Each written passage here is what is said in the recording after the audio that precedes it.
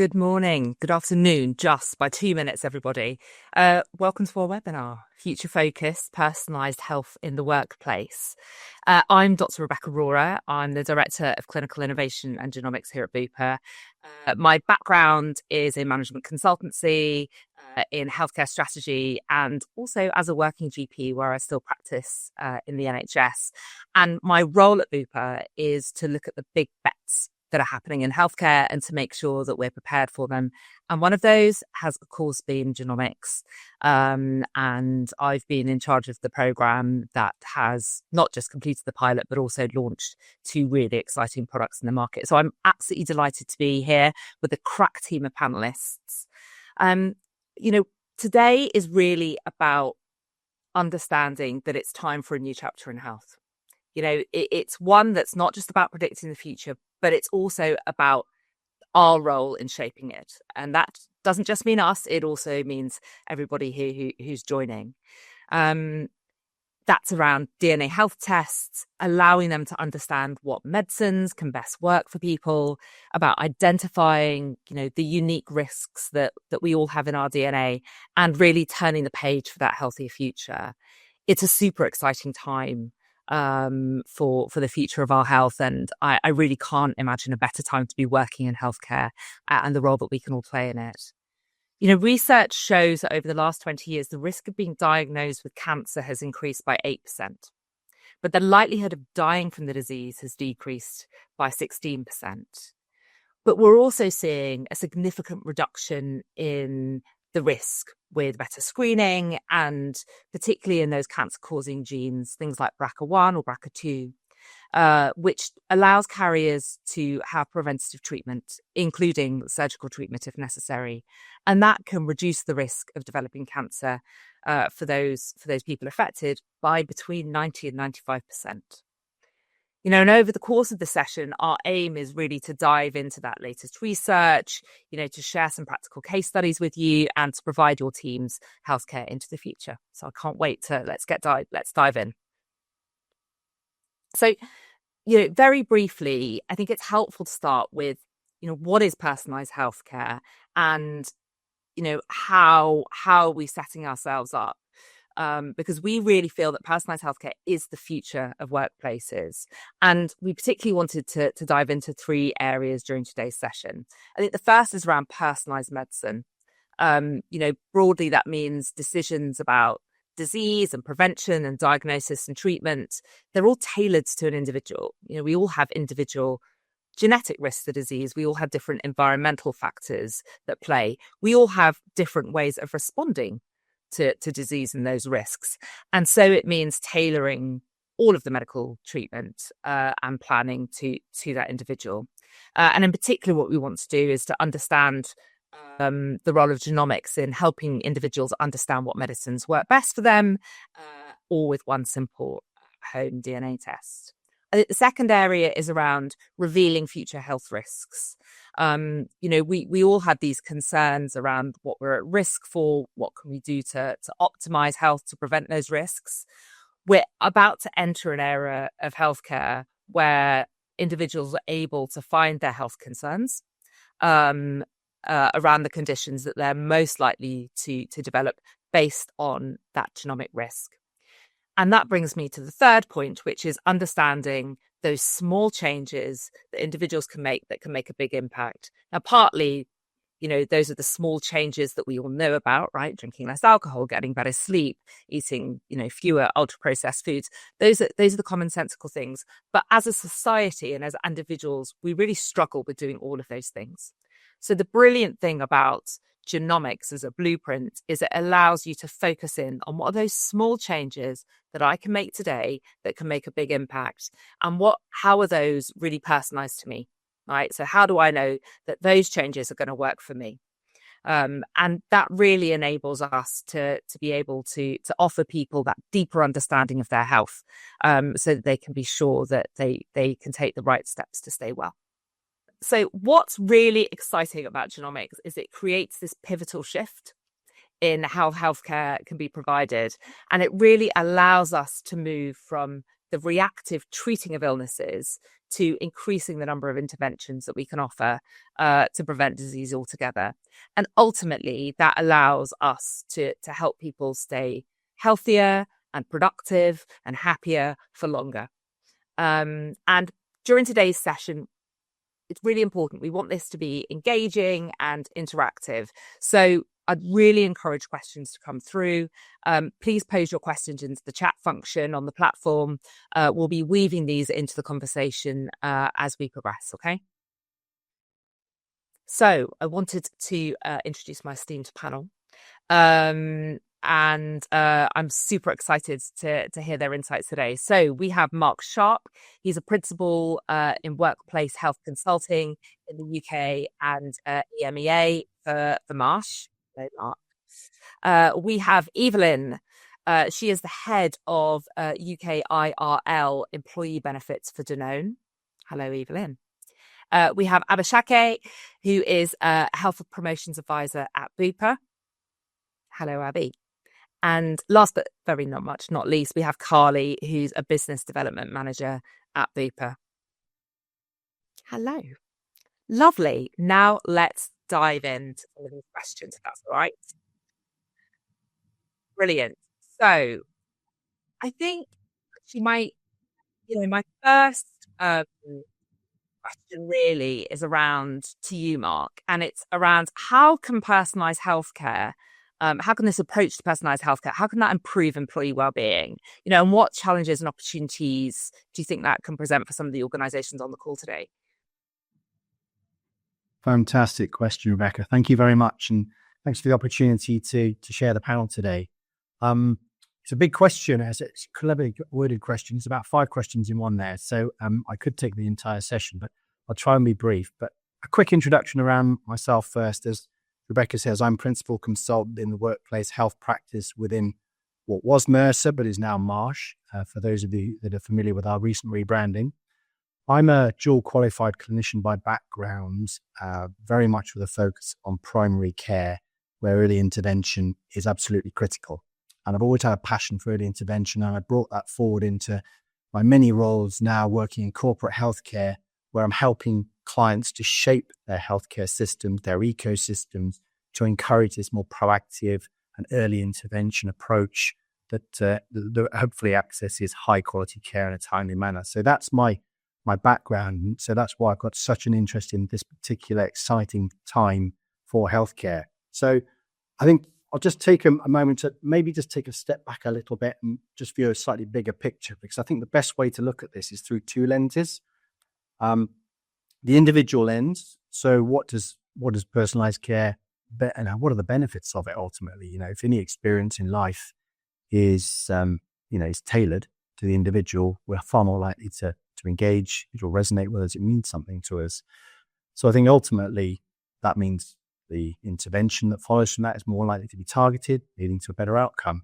And ultimately it empowers individuals. So I think there's loads of benefits for individuals, but just I think we need to sort of base ourselves in the touch of reality here from the company perspective, which is the other lens that we always look at this through, and where are they starting from? So one could perceive these to be challenges, but I prefer to flip those in a moment into opportunities.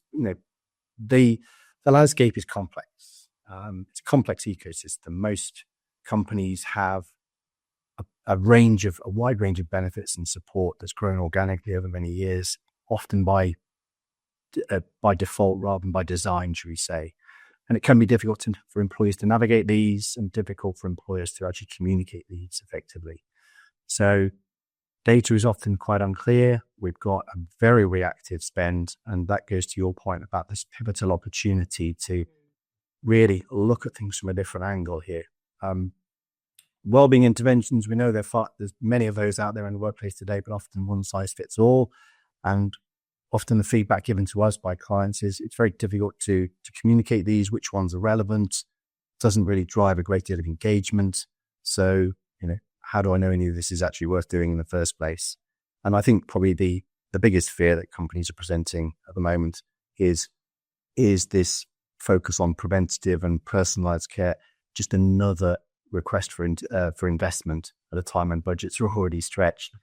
So I said a moment ago, these could be, I could see this is the half glass empty view. The half glass full view is quite different because I think it's all about perspective. And, clients ultimately, many clients are heading in this direction already. And I think they take this different perspective that these perceived challenges are actually opportunities. And, a quick word on that reactive care, because that reactive cost, should we say, because I know it is expensive and that is the reality that everybody's dealing with. And we can't ignore the fact that people will get ill, people will go sick, and we need to react to that. And we can do that in a very efficient and effective way. But the golden opportunity here is to go further upstream, to look further upstream, and to help individuals understand what their risks are, raise their awareness, and therefore drive much more likely to engage in healthier choices and stemming the flow of the potential for people to become sick or become unwell. So I think the key question here for me is, what are we all trying to achieve? And healthcare is expensive. It's only going to get more expensive unless, obviously, if we continue to react, it will continue to get more expensive. But the golden opportunity here, as I say, is to be more proactive, to use interventions like screening as a springboard to healthier choices, but to make sure those choices and that screening itself is more tailored to the individual so that we personalize it and that engagement goes up, that satisfaction goes up, the outcomes improve, the cost mitigation speaks for itself. And I think it's just such a golden opportunity to create a culture and an environment where employees feel valued and can bring their best selves to work. That's so helpful, Mark. And I really resonated with this concern that some individuals might have that, gosh, is this another fad, like something else that we need to do? I think, that the striving of us to try and get away from a reactive healthcare system is something that, it's been going on since the creation of the vaccine by Jenner, right? It's, it's part of a really long arc in healthcare. And I think all we're trying to do at this point is to catch up with some of the incredible technological advances that have happened to enable us to make some, really big strides in terms of what we're able to do, but also the consumer demand for it. Right, the expectation that's already out there. Evelyn, I'd love to hear from you about what you have seen the challenges or opportunities to be at Danone.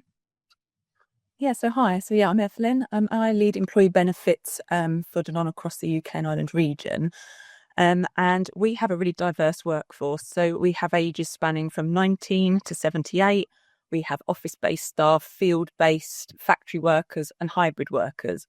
So that diversity is exactly why creating an inclusive, accessible and personalised health and wellbeing support is such a priority for us. And at Danone, we've enhanced our health screenings and medical benefits to provide employees with greater choice, improved accessibility and a stronger focus on preventative care. So every employee already received a core health screening. But in 2022, we began introducing more personalised options based on life stages. So we began the journey with the introduction of mammograms for all women over 40 to support early detection and more proactive health management. Then building on the success of this initiative, we subsequently expanded our offering to include the choice of a mature health screening for employees who are age 65 and over, as well as optional targeted assessments such as colon and coronary checks for employees who are 45 and above. Another thing we really consider is accessibility, as that's a really important choice for some employees. So we recognise that attending a clinic isn't always practical, particularly if an employee has a mobility challenge or they already have caring responsibilities. So to address this, we introduced the at-home health screenings to ensure that preventative care can be accessed in a way that fits these individual circumstances. And then in January 2026, we further expanded personalisation through the introduction of the optional genome testing. So that includes the medication checks and the DNA health assessments. So these options provide employees with a deeper personalised insight to support more informed long-term health decisions. So personalised care also extends beyond the health screenings at Danone. We have strengthened our PMI as well, and we've now added chronic condition cover and dedicated neurodiversity support. So that includes access to assessments and post-diagnosis resources. So these enhancements reflecting our commitment to support the long-term conditions and diverse needs, and recognise that the truly personalised health goes beyond short-term interventions. I think that's so helpful to understand how you take that, really strategic approach at such a large population level, and how deliberate you've been, particularly with the remote health assessments, for example, at being very really innovative. I now wanted to move to you, Carly, and from that population level down to the personal level, and that within each of this are patient stories and customer experiences. And I think you've had a recent experience that you're happy to share.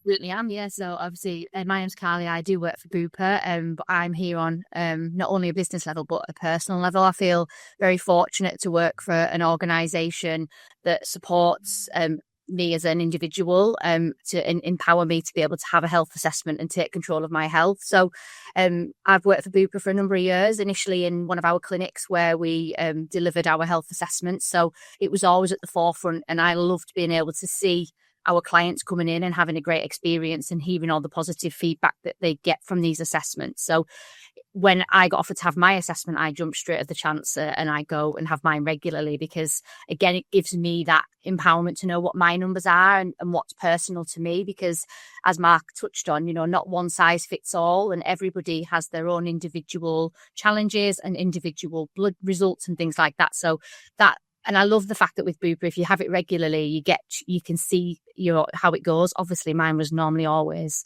your BMI is too high, and you could see that red line going up and up and up, and it's done it in like a red, green, and amber. And I knew it because I worked in healthcare. I knew how important it is. We all sit there and we talk about eating 5 a day or 10 a day now, or whatever it is now, and eating, drinking water and moving more. But the reality is, we're all really busy. We've got really busy lives.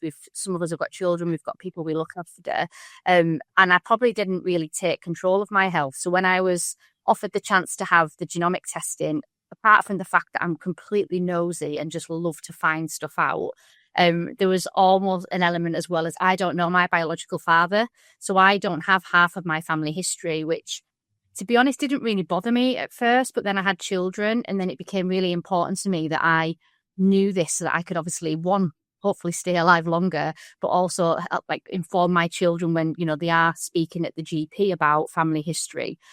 So I did have the genomic testing, and it came back, and it was fabulous. A massive document, took me weeks to digest. And a lot of the information that came back for me personally was that I was at higher risk of lots of stuff related to my weight, which it was a shock, but not so much, because you think, I know I'm a bit overweight, but I didn't quite realise that I was susceptible to having a fatty liver. I was susceptible to cardiovascular disease. I was at much higher risk, which kind of gave me a little bit of a kick up the backside, if I'm completely honest, to be able to say, you need to take charge. I'm not getting any younger. I'm getting into that perimenopausal age, where you're sitting there thinking, oh, goodness me, it's all going to go downhill. So it gave me the motivation to be able to say, actually, if I don't do something about this, I am potentially not going to be here for my children for very long. So I embarked on a healthy eating journey. Again, with the Bupa health assessments, you do get you get the tools to be able to do that. I used my Bupa app because it had some keep fit classes on it, and it had like cooking stuff that I could do, exercises and diet and nutrition advice. So I did use my resources that are available to me. And I embarked on that journey of losing 4 stone, which obviously, from my perspective, I felt great. It was wonderful. I think the thing that stood out with the genomic testing was that there was nothing really that I would say was that was like, oh my God, I'm going to get cancer. That didn't even come up on my genomic testing, because as we know, there is an element of genomic risk for cancers, but that doesn't mean it's the only way you can get cancer. And I obviously had the medication check as part of that as well. I step back to the point then of being in a clinic and understanding the importance of checking. I had lost a lot of weight, so my body shape had changed significantly. And during one of my regular checks of my breast, which is really important because, again, they show you in your health assessment how you should be doing it and how often, I found a lump in my breast. I then was diagnosed with having breast cancer. I caught it really early. I was really, really lucky. I was checking my breast, and I was diagnosed with stage 2 breast cancer. Very, very fortunate it hadn't spread.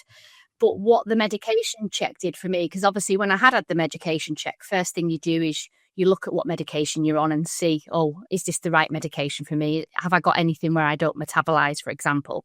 I didn't even look at the cancer drugs, because why would I? It wasn't going to happen to me. I was 42, it didn't come up on my genomics testing that I was at risk. So I didn't really think it was going to be me. So as part of that, there's obviously a treatment pathway that happens when you do have an estrogen positive breast cancer, which is what I had, and you are prescribed a drug called tamoxifen. It's very common. Rebecca will be able to attest to that. It's literally what everyone gets who has an estrogen positive breast cancer. So I got my medication check out, and I just thought, let me just double check. And I was shown on that medication check to not be as responsive, and my body didn't metabolize that medication as well as it should have done, which obviously then kind of scared me at first, because I was like, oh my God, that's it. What's going to happen? But what it then did, it really empowered me to be able to have that chat with my consultant to say, I absolutely appreciate this is the normal pathway that you put everybody on, because that's ultimately what we do, because that's medicine. We kind of have the one pathway.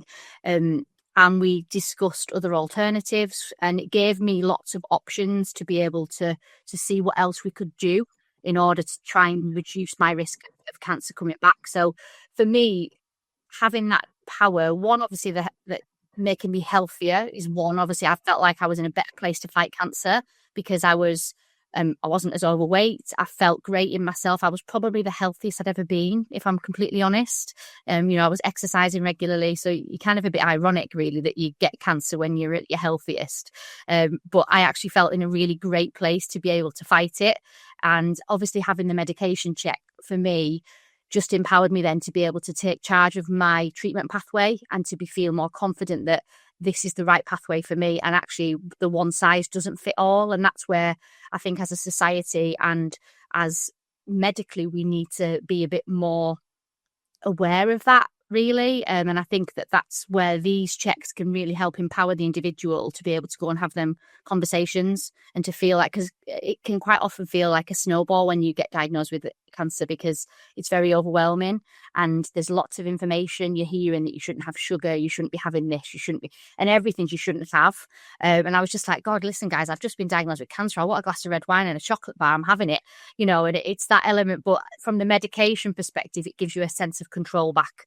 And that's how, for me, it felt, which was absolutely amazing. So I think if you can empower your people to have a little bit of that, I think it gives them a much more positive mindset to deal with a life-changing diagnosis.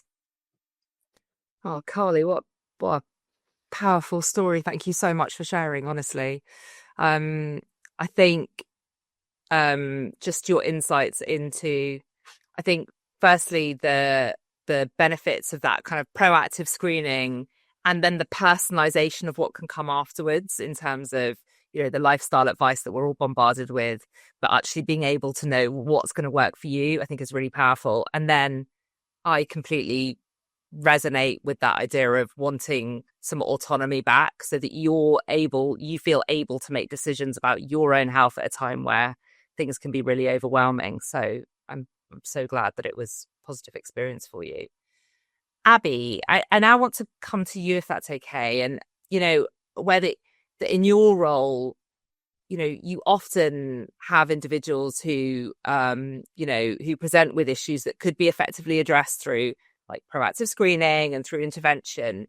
Can you share some examples of those common health challenges for people who work in the workplace that they might be facing that we could deal with better with proactive screening and early intervention?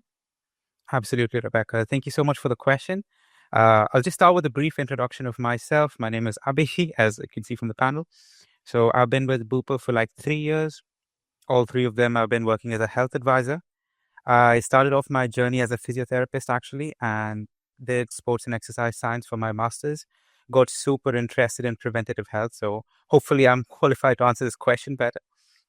So some of the examples that I've seen is, I would like to harp on a point that Mark's made, which is not one size fits all.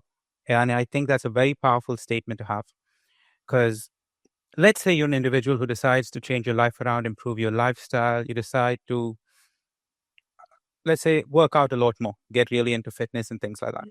But undiagnosed, you are hypertensive. Now, in that situation, should you really be exercising as hard as you can, if that makes sense? So I feel like with a proactive screening approach, we'll be able to better identify things that the individual might be having on the inside. Another example that I can think of is an underactive thyroid. Let's say you decide to lose some weight, you decide to cut calories, you're cutting out sugar, you're eating barely 800 calories a day. It's a bit too much if you do that, please don't. And you see no results. You get demotivated, but turns out you actually have an underactive thyroid. And if that was addressed in the first place, then you could have taken the thyroid medication necessary and then gone with the approach. Now, it's true that for human beings, there is a generic advice that you can follow: move more, eat less, meditate, things like that. But I strongly feel every individual is unique. And when you better understand yourself, you are more empowered to take the steps necessary for you to move forward. A good example of this is ethnic background also. So personally, I'm South Asian. That makes me more prone to diabetes risks. And when I found that out, I was pretty surprised. I was like, oh, okay. So I need to be a little bit more careful with how I'm approaching food, how I'm approaching exercise, and nutrition as a whole. Should I be actually on a bulking phase? Things like that. So I strongly feel that proactive screening actually helps you identify who you are first and then follow with the exercise approach.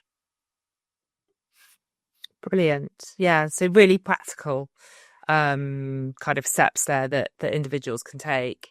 I think, Mark, I'd quite like to come to you now, just in your experience at Marsh, which is, when you're speaking to different companies about employee engagement with health checks, with wellness programs, especially amongst those who might be hesitant, how do you see companies doing that really well? Like, how can they encourage better engagement with those kinds of things? And apologies to Mark, which is that he wasn't originally due to take this question, but actually the opportunity just seemed too good to miss. So there we go, right on the spot, no problem at all. So we do talk to a lot of clients from very diverse industry sectors, but there is a common challenge around how do we make sure we're getting some engagement here. I think interestingly, Evelyn alluded to a few of these points, but I'll come back to the source of truth for us, which is let's start with some data and truly understanding the demographic that we're trying to reach out to here. Evelyn said she got a real spread of age group demographics there, from 19, I think it was, right up into someone in their 70s, which presents quite a challenge because we know that different generations have different demands, different expectations, and also engage with healthcare in different ways. So I think there's a big piece here about having different ways in which people can access. And Evelyn's example was very powerful in terms of, yes, there's the traditional, let's go and see someone, but there's also the option to have some remote support. You can do your home blood testing and have that remote support with virtual GPs as required after that. So I think that's a key part of it. I think the other part of this challenge is to understand what sort of risks you're actually trying to tackle. And that's part of this sort of chicken and egg scenario for a lot of clients is, do I do health screening? Well, how do I know what I need to be looking after and looking out for? But actually, we find there's a huge swathe of the working population that most companies who are those enrolled looking after their employee benefits, etc. There's huge swathes of the population they know nothing about at all. And actually pushing out the sort of various forms of health screening to just spark an interest, spark an awareness, and follow it up with a company with quite a strong campaign around the reason we want to understand this is to help you to be fitter and better in yourself, but also that means we know that you can then bring a fitter and better individual into the workplace. And we all know happy, healthy employees are just more engaged and more productive It's as simple as that. They really are. And I think, Carly, what's interesting about your experience as well is it just shows it just needs that one interaction, right? That one interaction, you can completely change the trajectory of somebody's life from that. Abby, I'm also really interested in bringing you here. What do you feel works really well to kind of increase engagement in these areas? So from my experience of doing these assessments in companies, usually it's the competition aspect between the employees where they tend to, after the assessment, go and compare their results. And some of them will be like, oh, I can't even touch my toes. My cholesterol was really good. What was yours? And that's really fun. And I think it adds a little bit of a fun atmosphere because most of the time employees come in very nervous thinking, oh, they're going to tell me I'm overweight. They're going to tell me my cholesterol is bad. Something's bad. But in 90% of the cases, it's not that. It's just, I'm going to show you what your health is.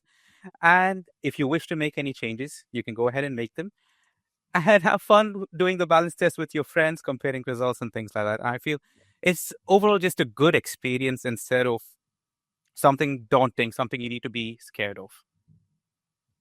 I think that's really important, isn't it? I think people are used to coming in to see their GP when there's something the matter and they're almost worried that they might be told off for it or they've done something wrong or they've not responded. So the wonderful thing about proactive healthcare is also as a clinician is that it allows us to completely flip the switch and actually have a completely different kind of consultation, with customers around, okay, what's important to you? Like, I'm so glad that you're in a good place, but actually what could be really great here? And so actually clinicians really, really like it as well. A quick shout out to anybody on the webinar, which is that we've got some time for wider Q&A as well. So please carry on with those great questions that are coming in. I think that section concludes our kind of set panel questions, the areas that you absolutely knew that we wanted to cover. So now time to start bringing in your guys' questions. Feel free to use the chat section, even if there's questions that's coming up as we're answering. I think before we do, I wanted to highlight Bupa Healthy Cities 2026. It's coming. And Bupa Healthy Cities, what I love about it is it's a really vibrant movement. It starts to encourage individuals to not only embrace a more active lifestyle, but also to contribute to the health of the urban environment around them. What some of you may not know is that since it was launched in 2015, it's become a bit of a juggernaut. So it's grown into, a cross-city movement in more than 50 cities in 24 countries around the world. And so, we'd love for you to become part of what we're planning in 2026. So we'll keep you posted with all of the details. But if you have any questions in the meantime, then just do use the email address. And I think while we're waiting for some of those questions to come through, something that was top of mind for me during that was, what does personalized health mean to everybody here? Right. So for all of our panelists, what does it mean? What does it mean to you? And I'm happy to start with my own reflection on it, which is, I, like Carly, have my own kind of breast cancer diagnosis in the past. And really what personalized healthcare means to me is me being treated based on everything that is unique about me. So that's not just my genetic risk. It's not just the risk that I carry with me because, I live in urban London, right? But it's also that my treatments can be customized to how I might respond to medicines, to how I may have responded to chemotherapy agents, my response to painkillers in the future, for example. And not just using those, those biochemical and those physiological markers to be able to customize my treatment, but also then customizing it to how I like to approach my own risk for healthcare, how I like to have conversations, even how I like to kind of receive healthcare, in terms of face-to-face or digital. So a truly personalized experience, I think, is what it means to me. Mark, I'll come to you next. Sorry to put you on the spot with that. That's okay. No, so my personal experience is I've been for quite an extensive health screen in the last few years. And I did that based on my family history. I wasn't really sitting with any particular problems myself. My aim was I wanted to get beneath the generic advice around activity and nutrition and good sleep, and really understand what does that mean for me in terms of I want so I'll share my absolute goal is I'm pretty sure I'm going to live to 80. That's my ambition, and I'd like to get there in good health so that I can really enjoy those years, because a lot of people will gradually get into a position of having some sort of illness, probably multiple illnesses, that will impede their ability to be independent, to be fit, and to be well, to be still actively engaged in life. If we're going to live a long time, we might as well live as healthily as we possibly can. So I've used my health screening experience to absolutely get into the detail of what sort of fitness program works for me, what sort of nutritional advice tailors towards me personally, and also just other bits and pieces that help me make sure that I am planning now on a day-by-day basis to make sure that in 20, 30 years' time, I'm living the healthiest life I possibly can. To me, if I'm thinking about personalized health, if I'm being honest, it's very simply, how can I be very efficient with how I take care of my health? It's an personal experience as life's catching up, work's getting harder, getting promotions and things like that. I'm finding it harder to find the time to do everything that I used to do. Cycling, running, counting calories, taking care of my protein intake, counting macros, etc., etc. With personalized health, I feel like I'm able to better understand for my present goals, what should I need to be doing? If I want to build muscle, protein, all right, collagen, things like that. All right, I decide to lose weight, what should I be doing? Exactly what I need to be doing, not the generic advice that I should run 100 kilometers every week. I don't have the time, I can't. So I much prefer having this personalized approach so that I can tailor make a plan for me, the individual. Great. Evelyn? Yeah, so I'm going to look at this from a slightly different angle. So for me, it's how you access things. So if I give an example, so I have my parents are in the slightly older generation. If they receive access to things that they have to use an app, for example, that's going to put them off using it because they can't cope with trying to download apps, figure out how to use it. So I think personalized health is also, if I want to speak to someone because that suits me, I can. If like my son, who's a teenager, he's all into his apps. He doesn't really want to speak to a person. So I think it's also that way of can I access and actually get the information I need in a digestible format that actually suits me, but for another person, they can access it in a way that suits them. Because I definitely see with my parents that as soon as, and even the pharmacy now, an app to order your prescriptions, they're like, oh, we'll go with that medicine rather than have to deal with an app. It is really that, can you access it in a personalized way that suits how you work? I think that's so important, isn't it? You could have the most gold-plated healthcare system in the world, but actually if you can't access it, then what's the point, right? So accessibility and customization is really, really important. Right, Carly, can we try again?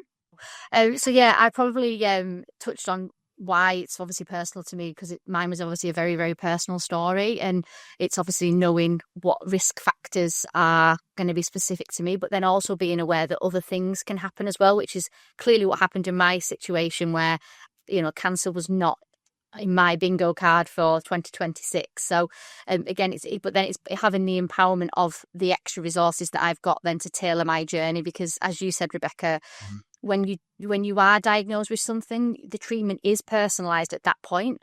But I feel we should be more reactive, more preventative to start off with, rather than the reactive element of it. So for me, personalization is all about specific, not just the tick boxes of what everyone should be doing. It's specific to each individual with their genetic makeup, their environmental factors, their family history, their metabolism, and it's one picture that suits all. And obviously, from an employee engagement perspective, it's about normalising these conversations with their team as well to try and encourage engagement. And I think that's the one thing at working at Bupa is that, we're very, very supported. If you can't come to Bupa and talk about health, then you're in the wrong place. But again, that's what I would encourage anyone on the call within your workplaces is to normalise that conversation around health as well, which will again encourage the engagement from your team. Yeah, so important. Evelyn, we've had a really interesting question through, which is about, somebody who's just starting out on the personalised journey in their workplace and asking your advice and Mark's advice as well about where do you start with this? Where's the best place to start, and what advice would you give them? Yeah, so I think a good place to start really is first of all by listening. You've got to really understand the dynamics of your employee group. What are their needs? What are their life stages? What barriers are they facing with gaining access to support?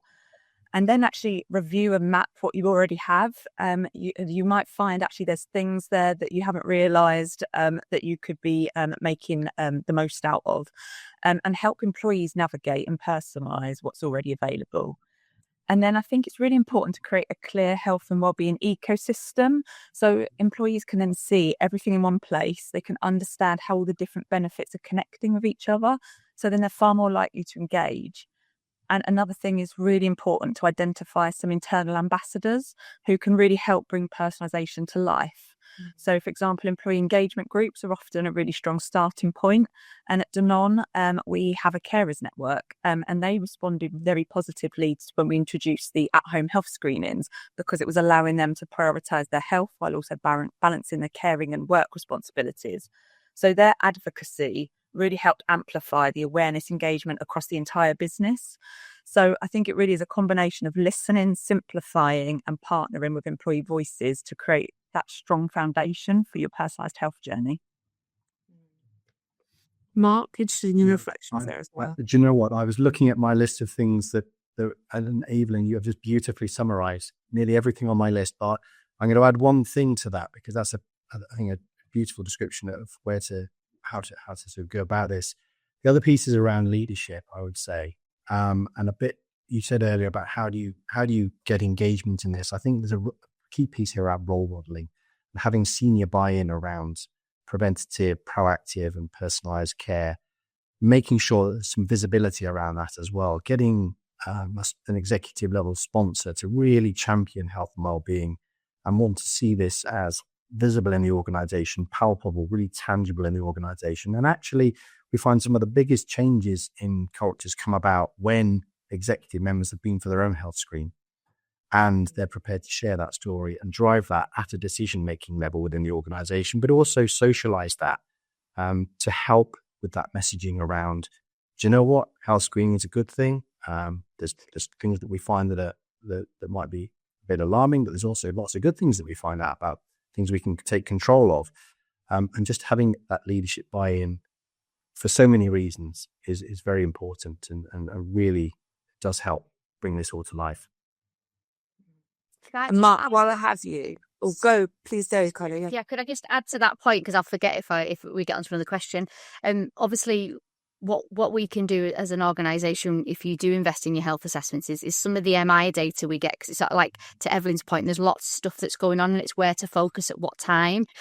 What we can produce from these health assessments is we get some fantastic MI that we can produce that then is specific to your organisation and your workforce, but we can also compare it to other people within your sector as well, so you can see how you're performing.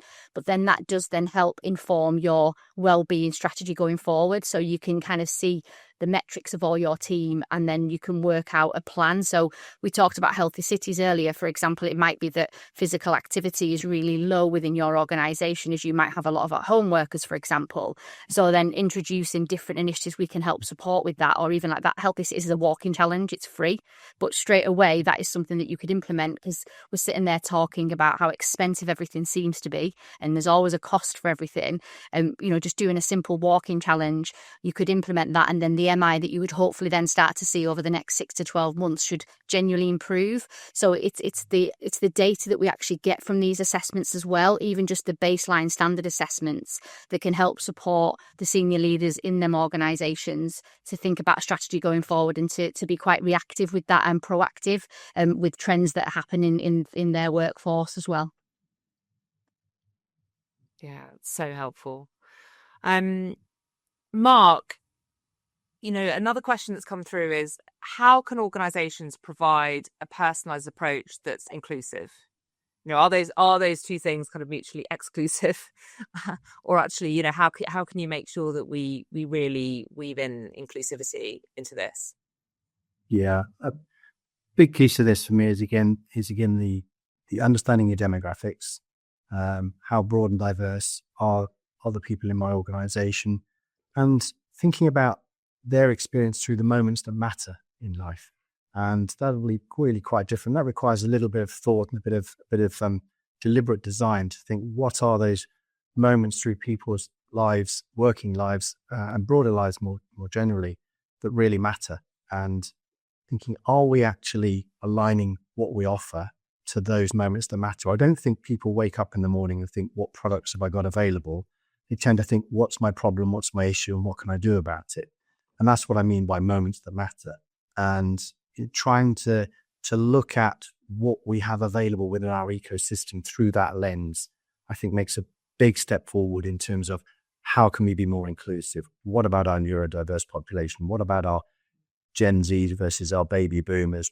What about everyone in between, age, gender, racial orientation, and such like? So that I think is absolutely crucial in terms of how we start to go about being inclusive, and also listening. Back to Evelyn's point, reach out to the special interest group and understand, how do you want to access to healthcare, as well as what sorts of healthcare and support do you want to. So having digital routes in, remote routes in, face-to-face, and having the choice as well is, I think, the ultimate goal here. And Evelyn, was that something that you consciously did in terms of your carer group engagement, for example, taking that kind of approach? Yeah, absolutely. We listened to obviously feedback. We understood their problems. What was if we were seeing engagement at health screenings wasn't happening, we were saying, well, why isn't it happening? And then obviously the carers group would tell us, well, actually, it's really hard for us to fit in work and fit in looking after like our caring responsibilities and try it. So they would. And carers tend to always do this. They put themselves to the bottom of the list of things that they're going to fit in. So that was why we consciously said, right, let's remove that barrier. Let's give you the chance, the opportunity to put yourself first. And we'll do it in the most easiest way possible, which is obviously let you do a health screening at home.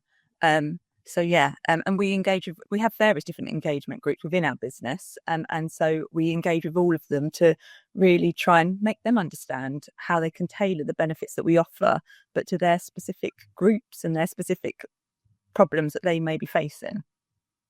Yeah, we've had a very interesting question come through, which is, a lot of what we've spoken about really closely mirrors the government's 10-year health plan, particularly that shift towards prevention and personalised health in the workplace. I think, Carly, potentially one for you and I, but, from Bupa's perspective, is this about supporting NHS sustainability? Is it the deliberate shift in health risk from states to employers? Where does this end? I think it's a big old question. My feeling on it is, the recent review of health in the workplace was very clear that actually employers have a huge responsibility and opportunity to be able to optimize the health of their employees. And as Mark said, that leads to, better retention, higher productivity, and that a proactive and preventative approach to that just makes sense financially, actually. If you can prevent disease, and if you can diagnose things early or prevent it from happening completely, then you're already halfway there. And in terms of our approach at Bupa, and speaking specifically to genomics here, I don't think it's about replicating what the government are trying to do, what the NHS is trying to do. The NHS, I can say this as a working GP in the NHS, is at a very different place. But it's really about using what Bupa does well, that combination of provision, insurance, and particularly with lots of the amazing insights that we have around workplace health, to be able to understand what can be deployed and when, so that we can be really intentional about the things that we go after that we know is going to make a really big difference to employees. Carly, I don't know if you've got any ads there.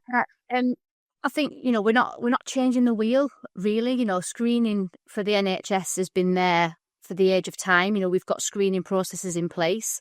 A basic health assessment is a screening. That's what it is. It's there to get a level of view of where you are. What you as an employer can do is you can obviously facilitate that for your staff, because that screening comes in earlier than the NHS can accommodate at this moment in time, because there are age limits that the NHS can do given our size of our population.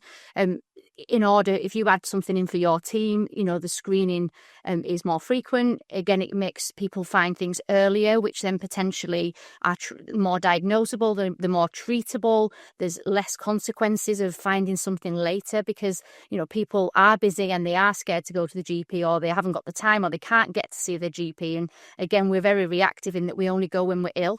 We don't think, I'm going to, and I'd like a bit like the benefits, to Mark's point. You only look for your benefits when you actually need it in that moment, which is why I know some of the questions are about engagement and how do you engage. It's the age-old question. Mark will know it when he's speaking to customers, when I'm speaking to customers, about how do we get them to know we've got masses of benefits, and quite often they're all over the place. So to Evelyn's point, trying to get them in one place is really, really positive. But again, it's about complementing the NHS as well, and what else can you do as an organisation to take responsibility for your team and your people, to keep them present at work, to help them during their lifetime, and to keep contributing to your workplace. If we left it and we didn't find something, then, I'm back in work within 12 weeks from first diagnosis to full treatment. I'm back in, which is fabulous.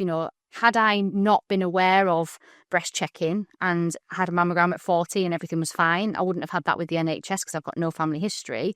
But again, knowing and that empowerment to be able to check my breasts and know how to do it properly and regularly has meant that I found my cancer, thankfully, very, very early. It was a very rare cancer. Typically, that's just how I am. I always get things that are rare, but it was very treatable. But again, like I say, from me finding it really early, my level of time off work has been much more reduced. So yeah, I would push out to organisations where you can. And again, one size doesn't fit all, and that's where we work with you as an organisation to try and find something that suits you. So I know Evelyn mentioned the remote testing, but we even do little mini health checks. People are scared potentially of having blood taken. It's very traumatic for people. I've quite often been sat in consultations holding people's hands because they feel quite traumatized by it. But we can do things as simple as a finger prick blood test as well. So it's not a venal puncture. So it's not, and obviously Abby, this is his bread and butter. He does that. He'll see people all the time. So it's a very inclusive environment, and we will work with organisations to kind of come up with what suits you. And it can be as light touch, or we can do everything that you want, like what Evelyn's done with Danone is they've built on it, because again, they've identified through listening to their employees that through different life stages, things change, and Bupa products change. This genomic product wasn't here a while ago, and now it has. So it's actually, what can we do with that, and how can we change that version for everybody else, and to empower people to find things out earlier, really, and how we can do that as an employee and support the NHS with that. Brilliant. And I think we've got 4 minutes to go, Evelyn, and I think the last question is to you, if that's all right, which is, what percentage take up do you have from employees, and which age demographic has the highest levels of engagement, and do you currently subsidise in full or in part? Okay, so yeah, so I would say we're seeing at the moment about 50% of employees roughly are taking up the option of having a health screening. And I think it's really around that 40 to 45 age group that seem to be the ones who are most engaging at the moment with health screenings. What Danone does is we pay for a core screening for everybody. And then through our benefits platform, employees can add on certain checks, example, and then pay for those themselves over the year via payroll. What we found, touching slightly upon what Kylie was just talking about, there are people, we found one of the reasons for maybe less engagement was people can be scared, as in they're worried what this screening might come up and show them. So what we did recently was we held an employee benefits roadshow, and we actually had Bupa come on site for us, and they did 10-minute express health checks. So they're really quick. They're just like blood pressure, things like that. But what it did was it gave employees who were nervous that opportunity to experience what health screening might be like without the scary commitment of a full screening. But the impact was immediate and meaningful. Employees came out of the room actually saying, I'm now going to go and book my full health screening. Actually, it wasn't as scary as I thought. The nurse was really nice. I actually understand now kind of what's going to happen there. So yeah, the feedback just showed that short practical experience just took away anxieties, and it was really enforced to us how engagement increases when we kind of demystify the process of what's going to happen when you step through that door. I love that. How innovative. Well, I hope that's given everybody food for thought. We've actually had more questions we've had time to answer, which I think is a good thing. But what we'll do is we'll collate all of the answers that we haven't managed to answer now and get some responses out to those individuals.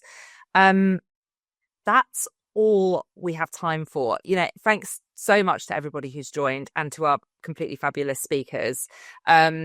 We'll be sharing a recording, obviously, of this session with you shortly, so that you can, ruminate on it and forward it if necessary. Just a date for your diaries, which is we're going to be hosting our next virtual masterclass on the 9th of June, and that's going to be on men's mental health. So please look out for details of that session. That's going to be coming into your inbox shortly. Thank you, and have a very nice rest of the day. Thank you.